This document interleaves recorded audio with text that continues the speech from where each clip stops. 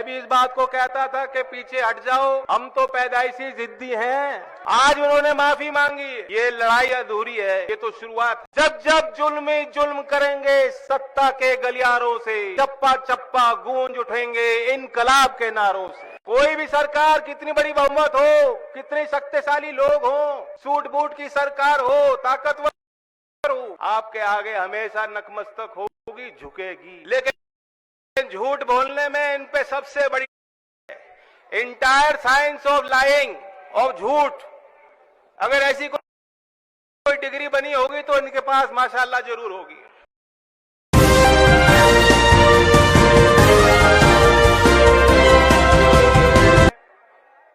उपस्थित सभी नौजवान भाइयों को और अपने मेरे बुजुर्ग, हमारे मंचासीन सभी पार्टी के वरिष्ठ नेतागण, सभी का मैं नमन करता हूं, आपको बधाई देता हूं। नाम हमने परिवर्तन संदेश दिया और कल का दिन भी आपने देखा। गुरु नानक जी की जयंती के अवसर पे पहली बार देश के प्रधानमंत्री ने सार्वजनिक तौर पे माफी मांगी।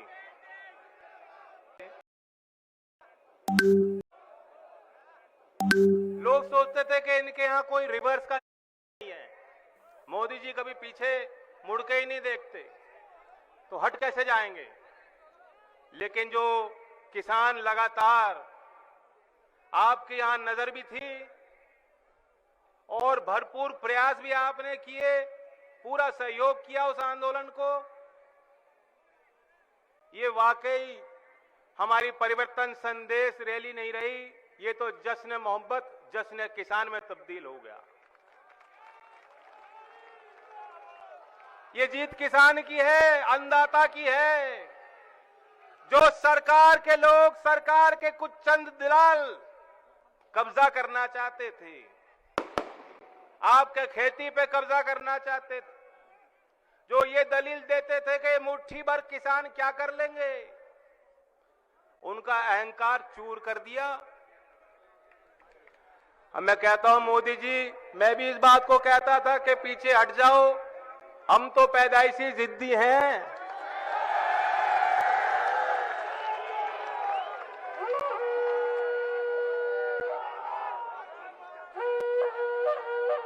मैंने उनको बार बार सलाह दी, मान जाओ बात को। कहां झगड़ा मोल ले रहे हो। इन्होंने जो जो ताकतें थी देश पे कब्जा करना चाहती थी, उनको खदेड़ा था, और तुम्हें भी जो है नाक रगड़नी पड़ेगी। आज उन्होंने माफी मांगी है, लेकिन अभी भी ऐसा मत मानना, ये लड़ाई अधूरी है, ये तो शुरुआत है। आपने एक संदेश दिया, उसकी गूंज दूर तक है। जब जब जुल्म ही जुल्म करेंगे सत्ता के गलियारों से, चप्पा चप्पा गूंज उठेंगे इनकलाब के नारों से।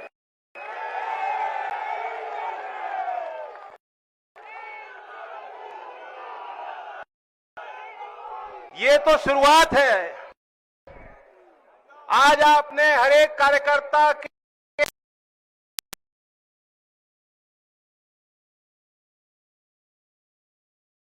आत्मविश्वास को जिंदा कर दिया। जिन्हें आप आंदोलन जीवी कहते थे, हर अच्छे नागरिक को आंदोलन जीवी बनना पड़ेगा।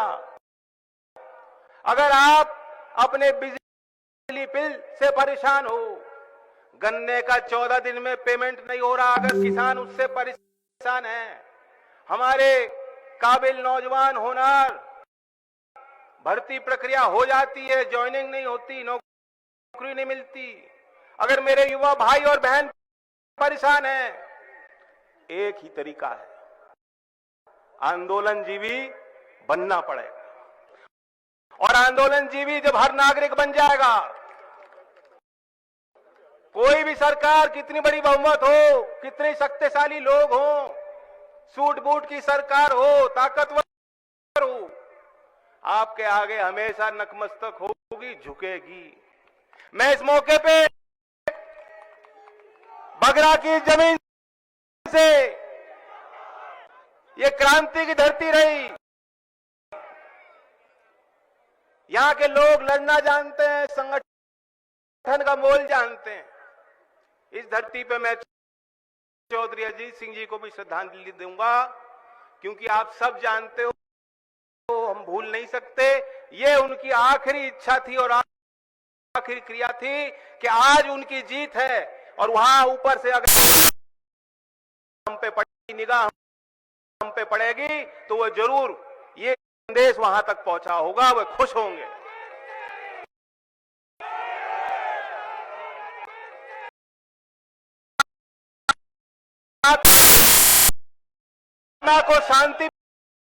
को शांति पहुंची होगी। लेकिन मैं आपको सचेत कर रहा हूं, बार बार होशियार रहने की जरूरत है। क्यों को शांति, यूनिवर्सिटी की डिग्री किसी ने देखी नहीं मोदी जी की, लेकिन झूठ बोलने में इन पे सबसे बड़ी entire science of lying, of झूठ। अगर ऐसी कोई डिग्री बनी होगी तो इनके पास माशाअल्लाह जरूर होगी।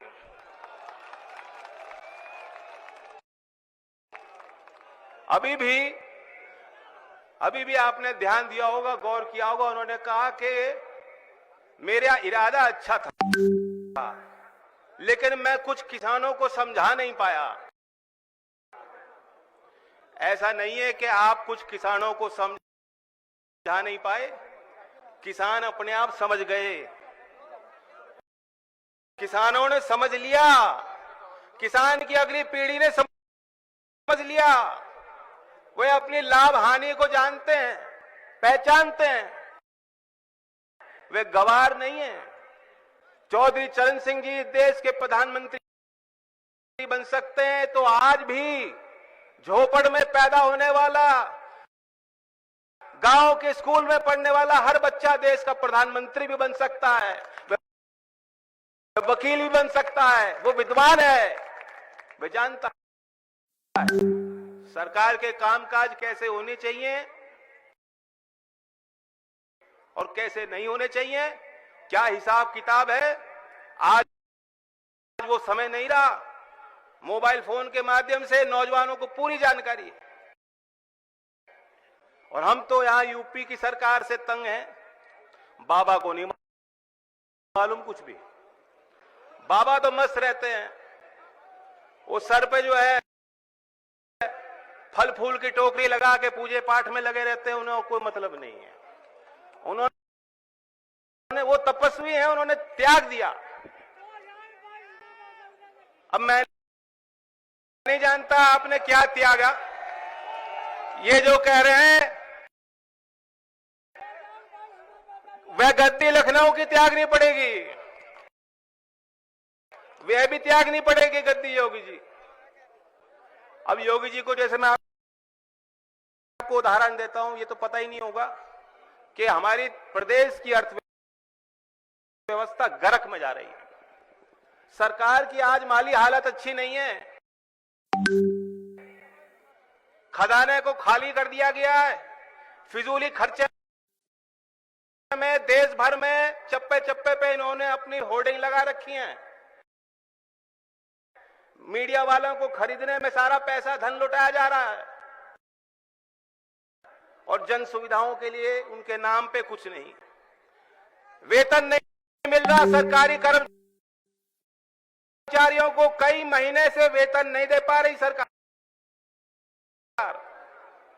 2017 में उत्तर प्रदेश के बजट को आप देखें तो 4 लाख करोड़ का कर्जा था, 5 साल में 50% बढ़ा दिया और 6 लाख करोड़ से भी ज्यादा कर्जा आज उत्तर प्रदेश पे है। यानी उत्तर प्रदेश के हर व्यक्ति पे, आप सब पे लगभग 26,000 अनुमानित कर्जा है। कोई गरीब आदमी, रिक्शा चलाने वाला, मजदूरी करने वाला, कारीगर, बुनकर, क्या वह 26,000 रुपए चुका सकता है? 26,000 तो बहुत है। आपके घर में बिजली का बिल आ रहा होगा 4, 5, 6,000 तो आ ही रहा होगा। अब ट्यूबवेल पे जो मीटर लग रहे हैं उस पर भी आएगा। देने का बोझ है क्या? तो ये भी ठान लो। तो ये आपने ठान लिया था कि हम पीछे नहीं जाएंगे, कानून हटेंगे, और आज फिर हमने तो ठान लिया है। आप हमें मौका दोगे, मजबूती देंगे, हटेंगे।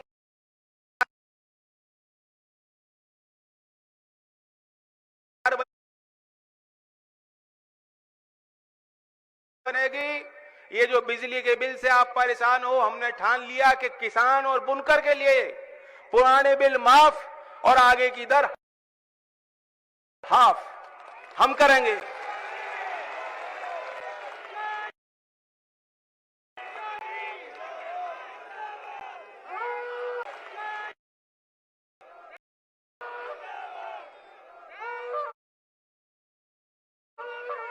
और गन्ने की बात, बहुत काम है खेतों में छोल चल रहा है, बहुत काम है, किसानों के शादियां हो रही हैं। इसके बावजूद आप सब यहां आए, ये मेरे लिए बहुत बड़ा आशीर्वाद है।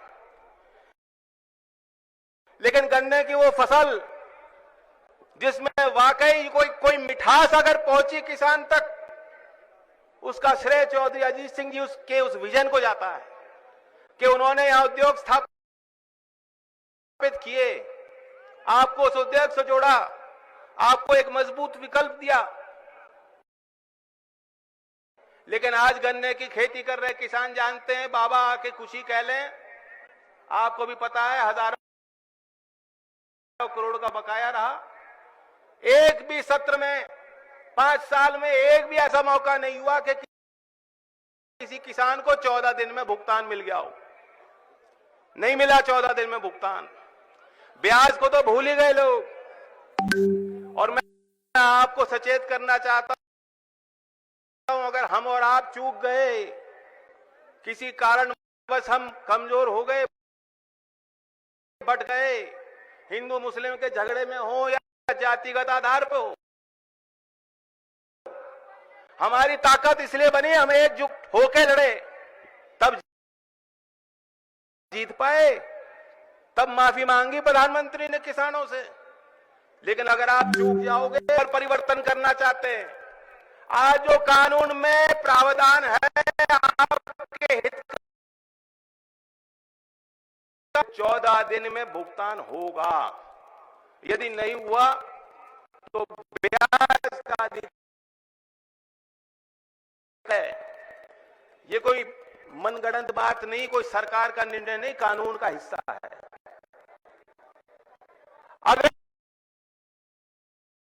दोबारा बन गई, अगर मोदी जी को लगा कि किसान आंदोलन कमजोर पड़ गया, फीका पड़ गया, मैंने दोबारा ढोंग करके जीत लिया, तो सबसे पहला काम ये यही करेंगे कि इस कानून को रद्द करने जाएंगे। और ये चाहते हैं कि किश्तों में गन्ने की खेती कर रहे किसानों को किश्तों में पेमेंट हो, तब लग जाएंगे 1 साल 2। मैं जानता हूं कि अभी भी 1-1.5 साल का इंतजार आपको करना पड़ता है, लेकिन कानून तो है। कोर्ट में तो जाके लड़ सकते हो। ये तो उस कानून को बदलना चाहते हैं। और ये भी मैं कोई बनावटी बात नहीं कर रहा हूं, नहीं छापा है, लेकिन नीति आयोग ने यह सिफारिश केंद्र सरकार को सौंप दी है। कर रहे हैं उस पद का, और आपने भी देखा होगा जब रात में मोदी जी आते हैं कि 8 देश के आगे वो भाषण देंगे, तब कुछ गलती करते हैं और सुबह बोला तो ठीक बोले, लेकिन ये काम रात को अगर काम कमजोर हो गए के तौर पे रात में 8 आएंगे और कहेंगे खत्म, पूंजीपति की कमर टूट, योगी जी ने कहा हम गन्ने का भाव आएंगे,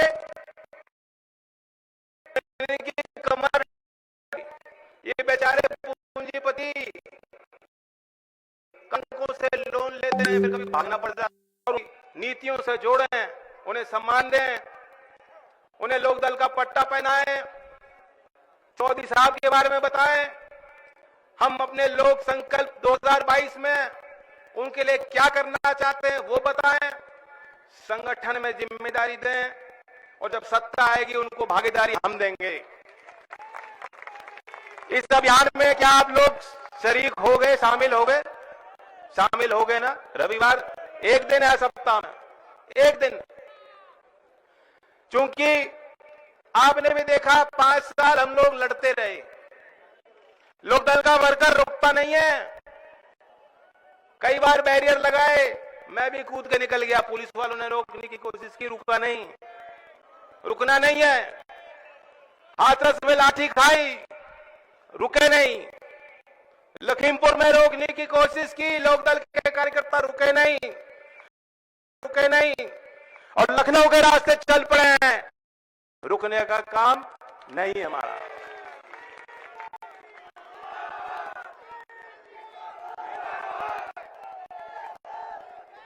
अब मैं यही संदेश दूंगा, जो कल सरकार का फैसला है, जो भी आंदोलन से जुड़े किसान निर्णय लेंगे, मैं ऐलान करता हूं, क्योंकि उस फैसले के बाद पहला ये कार्यक्रम है जनता के बीच, किसान के बीच हम लोग खड़े हैं, और यहां जो फैसला आप लोग देश तक वो पहुंचेगा।